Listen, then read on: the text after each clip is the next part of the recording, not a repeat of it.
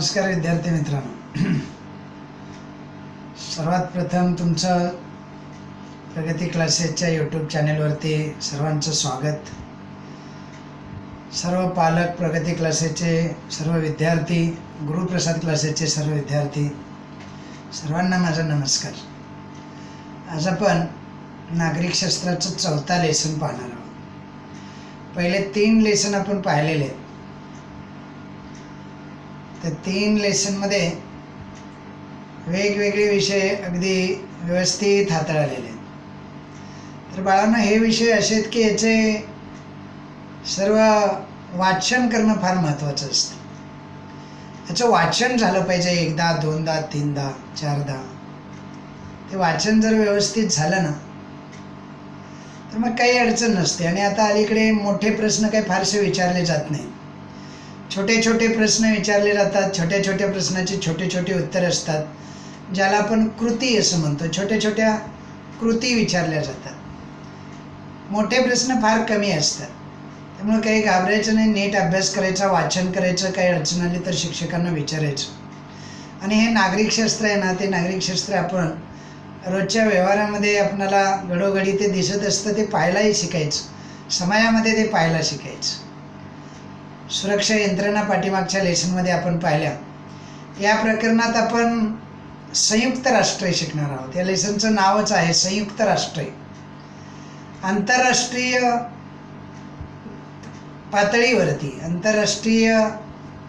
पातळीवरती शांतता आणि सुरक्षितता असावी म्हणून निर्माण झालेली म्हणा किंवा निर्माण केलेली म्हणा, केलेली अत्यंत योग्य. होत नसतं असंच काही. म्हणजे त्याला पार्श्वभूमी अशी आहे की 2 महायुद्ध झाले. पहिलं महायुद्ध आणि दुसरं महायुद्ध. इतिहासाच्या म्हणजे जगाचा जो इतिहास आहे त्या इतिहासाला कलाटणी देणारी ही 2 युद्ध, या 2 घटना घडल्या. आणि मग लोकांच्या लक्षात आलं की ही महाभयंकर अशी ही युद्ध आहेत. पुन्हा अशा पद्धतीचं जर युद्ध झालं तर निश्चितच मनुष्य जात शिल्लक राहणार नाही. दुसऱ्या महायुद्धामध्ये नागासाकी, हिरोशिमा या 2 शहरावरती अमेरिकेनं जे अणुबॉम्ब टाकले, प्रचंड वित्तहानी आणि मनुष्यहानी झाली. आणि त्यामुळे इथून पुढे अशा पद्धतीचं युद्ध होऊ नये, संपूर्ण जगामध्ये शांतता, सुरक्षितता नांदावी म्हणून आघाडीची जी राष्ट्र होती, अमेरिका होतं, रशिया होती, इटली होती, जर्मनी, फ्रान्स, ही सारी राष्ट्र एकत्र आली आणि या राष्ट्रांनी आंतरराष्ट्रीय पातळीवर शांतता आणि सुरक्षितता नांदण्यासाठी प्रयत्न केला. एक आंतरराष्ट्रीय संघटना स्थापन करण्याचं ठरलं आणि ती करण्यात आली. या संघटनेची उद्दिष्ट आपण या पाठामध्ये पाहणार आहोत. या संघटनेची तत्त्व आपण या पाठामध्ये पाहणार आहोत. या संघटनेची रचना आपण या पाठामध्ये पाहणार आहोत. लक्षात येते? आणि तिची भूमिका. म्हणजे या पाठामध्ये आपल्याला 4 घटक पाहिजे आहेत. वेगवेगळे 4 घटक आपण पाहणार आहोत. ते 4 घटक अगोदर नीट आपल्या डोक्यात आले पाहिजेत, डोक्यात घुसले पाहिजेत. एक आहे संयुक्त राष्ट्र या संघटनेची उद्दिष्ट काय आहे. दुसरा महत्त्वाचा मुद्दा आहे या संघटनेची म्हणजे संयुक्त राष्ट्र संघटनेची तत्त्व काय आहे. आणि तिसरा मुद्दा आहे या संयुक्त राष्ट्र संघटनेची रचना कशी आहे. चौथा मुद्दा आहे या संयुक्त राष्ट्र संघटनेनं शांतता रक्षणातील म्हणजे शांततेचं रक्षण करण्यासाठी किंवा शांतता सुरक्षितता प्रस्थापित करण्यासाठी कोणती भूमिका घेतली. या 4 गोष्टींचा आपण अभ्यास करणार आहोत. पहिल्यांदा आपण पार्श्वभूमी पाहूया. संयुक्त राष्ट्र संघटना नक्की काय आहे, कधी जन्माला आली, कधी तिची स्थापना झाली, कशामुळं, कशासाठी, कुणी केली, या सर्व प्रश्नांची उत्तरं आज आपण शोधणार आहोत. तर पहिल्यांदा संयुक्त राष्ट्राची पार्श्वभूमी बघा.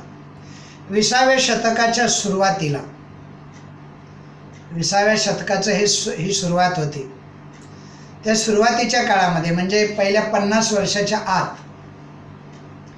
पूर्वार्धामध्ये म्हणा, उत्तरार्ध आणि पूर्वार्ध असे 2 भाग असतात. 19व्या शतकाचा पूर्वार्ध जो होता त्या पूर्वार्धामध्ये 2 युद्ध झाली.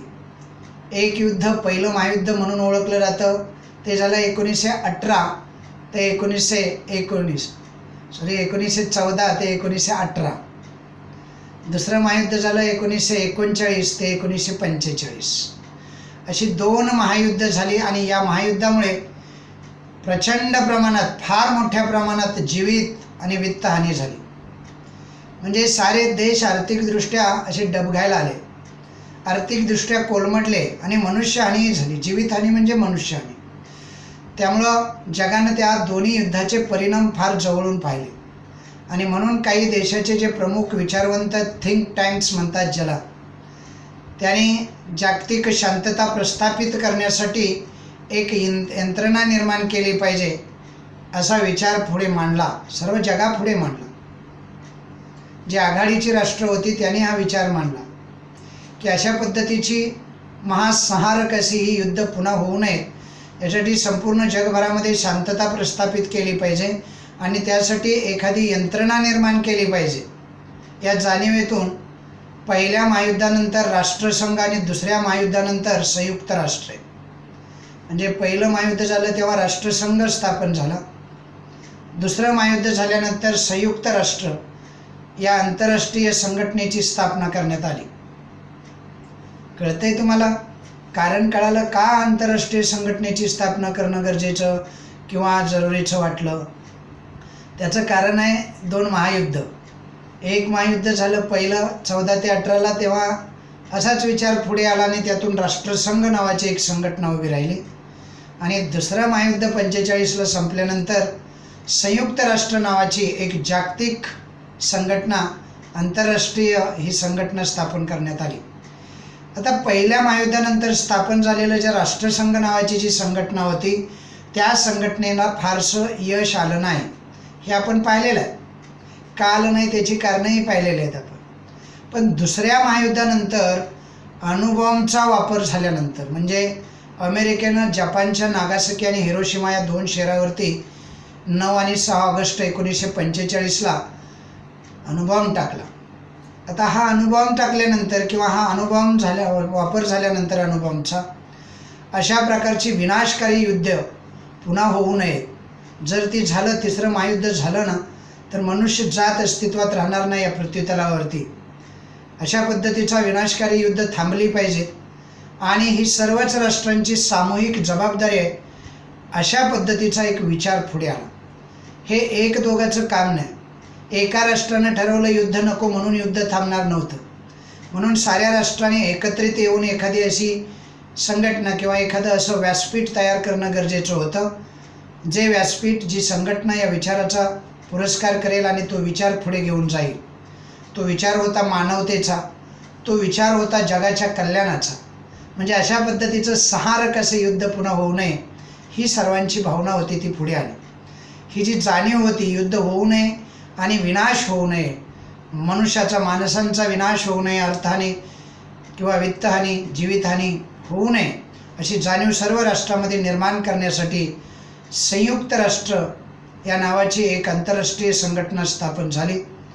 दुसरे महायुद्ध झाल्यानंतर म्हणजे 1945 नंतर ही संघटना स्थापन करण्यात आली. आता आपल्याला साधारणतः कालानुक्रम माहीत असला पाहिजे. ही पार्श्वभूमीमध्ये कालानुक्रमसुद्धा येतो.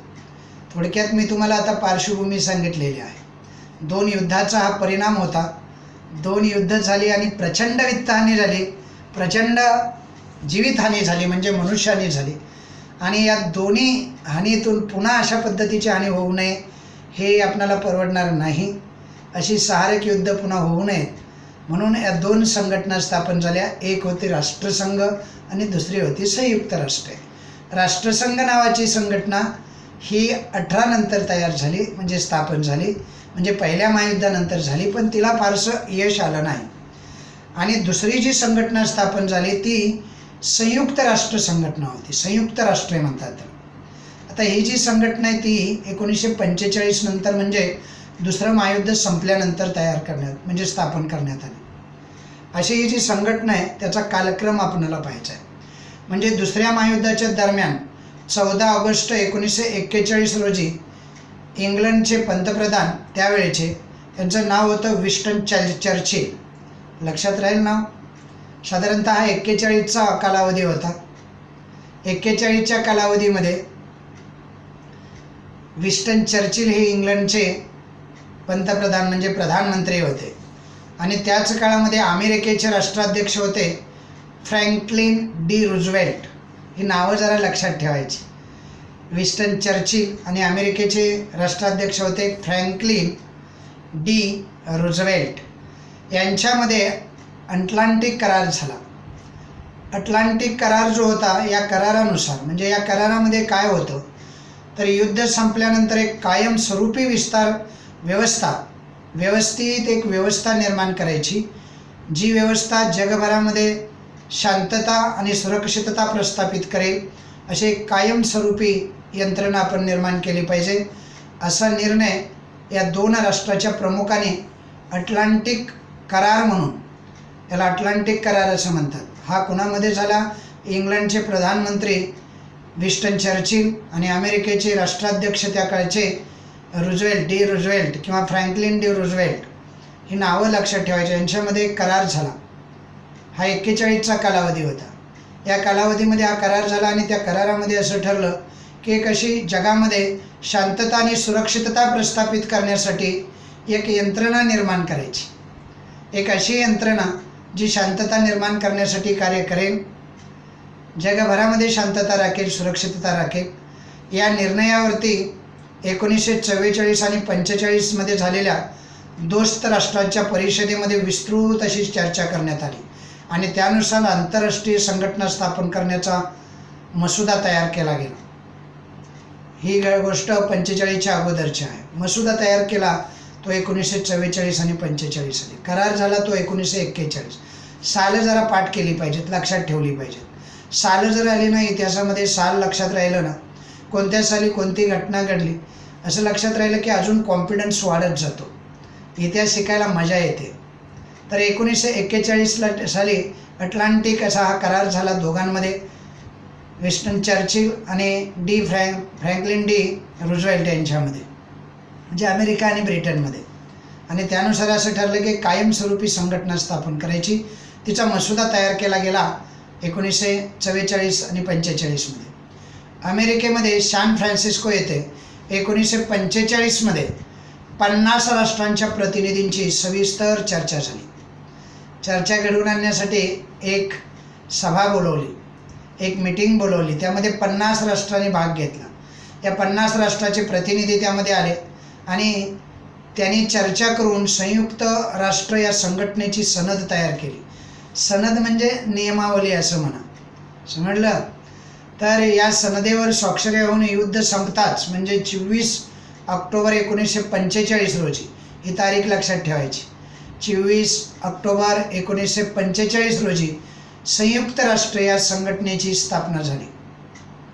मग तुम्हाला जोडीला किंवा एखाद्या पर्याय उत्तरामध्ये किंवा संकल्पना चित्रामध्ये विचारलं जाईल म्हणजे याचं स्थापना साल माहीत पाहिजे. संयुक्त राष्ट्र या संघटनेचं स्थापना साल आहे 24 ऑक्टोबर 1945. तर याची स्थापना ही झाली आणि संयुक्त राष्ट्र ही सार्वभौम्य राष्ट्राची एक संघटना म्हणून त्या काळी उदयाला आली. आता यामध्ये 3-4 घटना मी सांगितल्या तुम्हाला. 1941ला अटलांटिक करार सांगितला, तो कुणामध्ये झाला ते सांगितलं.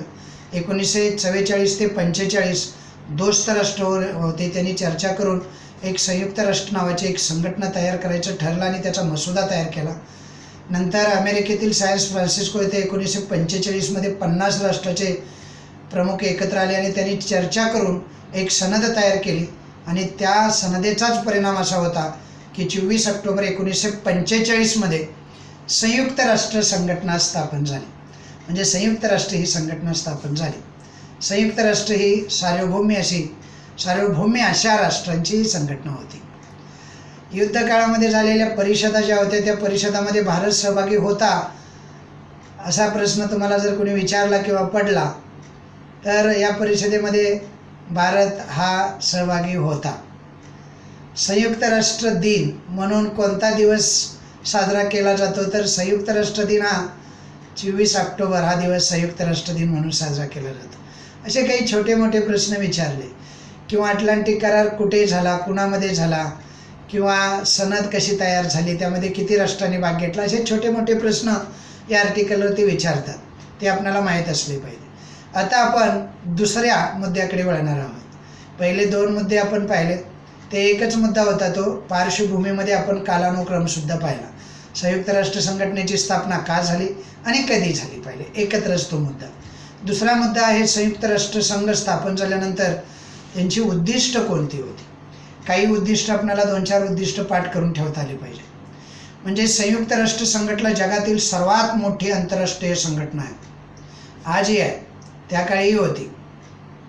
म्हणजे एवढ्या मोठ्या प्रमाणात सारी राष्ट्र एकत्र येऊन एखादी संघटना स्थापन होणं हा पहिलाच प्रसंग होता. सुरुवातीला केवळ 50 देश या संघटनेमध्ये सदस्य होते. म्हणजे या 50 देशांनीच स्वाक्षरी करून सनद तयार केलेली होती. आज ही संख्या जवळजवळ 193 वर गेलेली आहे. म्हणजे आजच्या घडीला आपण जर पाहिलं तर आजच्या घडीला या संयुक्त राष्ट्र संघटनेचे किती राष्ट्र सदस्य आहेत, तर 193. ही सर्व सदस्य राष्ट्र जे आहेत ती संयुक्त राष्ट्राच्या व्यासपीठावर एकत्र येत असतात. म्हणजे त्यांचे प्रमुख म्हणून त्यांचे देशाचे जे प्रमुख असतात किंवा एखादा प्रतिनिधी, काही अडचण असेल तर हे सारे प्रतिनिधी आणि प्रमुख एकत्र येतात. संयुक्त राष्ट्राची काही निश्चित अशी उद्दिष्ट आहेत. संयुक्त राष्ट्राची काही निश्चित उद्दिष्ट आपल्याला जर थोडक्यात सांगायची म्हटलं तर संयुक्त राष्ट्र जागतिक शांतता निर्माण करण्यासाठी आवश्यक अशा उपाययोजना करते. म्हणून त्या उद्देशानंच ही संघटना तयार झालेली आहे. सर्वात महत्त्वाचं वैशिष्ट्य असं आहे, तिचं उद्दिष्ट असं आहे की जगभरामध्ये शांतता निर्माण झाली पाहिजे. युद्धाचे प्रसंग देशादेशामध्ये येता कामा नयेत. युद्धामध्ये प्रचंड वित्तहानी आणि मनुष्यहानी होते, ती टाळायची. अशा उदात्त हेतून ही संयुक्त राष्ट्रीय संघटना स्थापन झालेली आहे. तर ही जी संघटना, या संघटनेचं सर्वात महत्त्वाचं उद्दिष्ट मी तुम्हाला सांगितलं. अजून एक उद्दिष्ट सांगतो की प्रत्येक राष्ट्रामध्ये मैत्रीपूर्ण संबंध प्रस्थापित करणं हे एक उद्दिष्ट आहे. शांतता सुरक्षितता तरी आहेच, हा त्यांचा मोठंच आहे प्रमुख उद्दिष्ट. त्या उद्देशानंच ही सारी राष्ट्र एकत्र येऊन संयुक्त राष्ट्र स्थापन झालं. पण त्यांच्या उद्दिष्टामध्ये महत्त्वाचं उद्दिष्ट आहे की सर्व राष्ट्र मैत्रीपूर्ण संबंध त्यांच्यामध्ये प्रस्थापित झाले पाहिजे. दुसरं उद्दिष्ट आहे आंतरराष्ट्रीय प्रश्न शांततेच्या मार्गाने सोडवले पाहिजे. म्हणजे जर काही आंतरराष्ट्रीय प्रश्न देशादेशामध्ये जर असतील तर ते भांडण न करता, एकमेकाशी युद्ध न करता ते कसे सोडवले पाहिजेत, चर्चेच्या साहाय्यानं, शांततेच्या मार्गानं चर्चा घडवून आणू. त्याचबरोबर आंतरराष्ट्रीय सुरक्षा ही वृद्धिंगत झाली पाहिजे, म्हणजे त्याची वृद्धी झाली पाहिजे, म्हणजे त्यामध्ये वाढ झाली पाहिजे. आंतरराष्ट्रीय सुरक्षिततेचा विचार या संयुक्त राष्ट्र संघटनेने केला पाहिजे, असं दुसरं उद्दिष्ट होतं. तिसरं उद्दिष्ट होतं मानवी हक्काच्या संदर्भात. मानवी हक्काचं आणि स्वातंत्र्याचं जतन व संवर्धन करणं हे एक उद्दिष्ट संयुक्त राष्ट्रानं आपल्या डोळ्यासमोर ठेवलं. म्हणजे कुणी कुणाला गुलामीत ठेवू नये, कुणाच्या वसाहती साम्राज्यवादी धोरण आता इथून पुढे असता कामा नये. जी साम्राज्यवादी राष्ट्र होती ती साम्राज्यवादी राष्ट्र यांनी कोणत्याही परिस्थितीत कोणत्याही राष्ट्राला आपल्या साम्राज्यवादाखाली म्हणजे गुलामगिरीत ठेवायचं नाही, अशा पद्धतीचं हे उद्दिष्ट आहे. म्हणजेच काय, मानवी हक्क जपायचे, स्वातंत्र्याचं जतन आणि संवर्धन करायचं. प्रत्येकाचं स्वातंत्र्य त्या त्या देशाला आहे, मग तो देश छोटा असेल किंवा मोठा असेल. कुणीही कुणाच्याही जागेवरती किंवा जागेवरून किंवा कुणाच्याही सीमेवरून वाद करायचा नाही. वाद निर्माण झाला तर आंतरराष्ट्रीय संघटनेकडे नेऊन शांततेच्या मार्गाने तो सोडवायचा. अशा अनेक उद्दिष्ट डोळ्यासमोर ठेवून ही संयुक्त राष्ट्र संघटना स्थापन झाली. त्याचबरोबर आंतरराष्ट्रीय स्तरावरती आर्थिक सहकार्य वाढणं, म्हणजे एकमेकाला आर्थिक सहकार्य केला पाहिजे, हेही संयुक्त राष्ट्रसंघाचा एक हेतू किंवा उद्दिष्ट होतं. म्हणजे जी गरीब राष्ट्र आहेत, छोटी राष्ट्र आहेत, त्यांना आर्थिक सहाय्य केलं पाहिजे मोठ्या राष्ट्राने. सहकार्याची भावना वाढली पाहिजे. सार्वभौम राष्ट्राच्या राजनैतिक विशेषाधिकारांचा, म्हणजे काही राष्ट्र जी आहेत ती सार्वभौम राष्ट्र या संघटनेमध्ये समाविष्ट झालेली होती. त्यांचा समावेश या उद्देशानेच झालेला होता की ही सार्वभौम राष्ट्र होती, त्यांचं सार्वभौमत्व जे आहे ते सार्वभौमत्व हे जपलं गेलं पाहिजे. म्हणजे कुणी कुणावर आक्रमण करायचं नाही, एकमेकाशी मैत्रीचे संबंध ठेवायचे. आणि जरी त्यातून वाद निर्माण झाले तर काय करायचं, वाद जास्त वाढू न देता, म्हणजे वाद वाढवायचे नाही, वाद वाढत असतील तर ते शांततेच्या मार्गाने सोडवण्याचा प्रयत्न केला पाहिजे. अशा पद्धतीचे अनेक उद्दिष्ट. प्रत्येकानं एकमेकाचा आदर केला पाहिजे.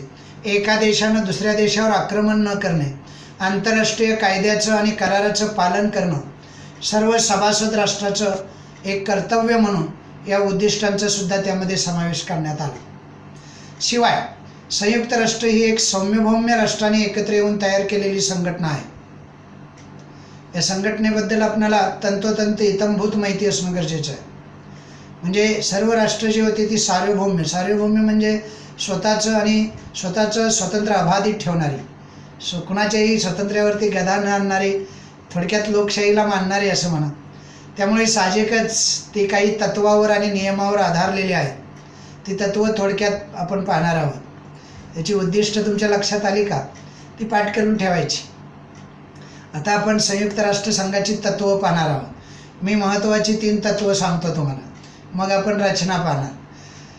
आंतरराष्ट्रीय सुरक्षेला म्हणजे सुरक्षेला गंभीर धोका निर्माण झाला तर संयुक्त राष्ट्र सशस्त्र हस्तक्षेप करतं. म्हणजे हे जे 5 स्थायी सदस्य असतात त्यांचं सैन्य असतं.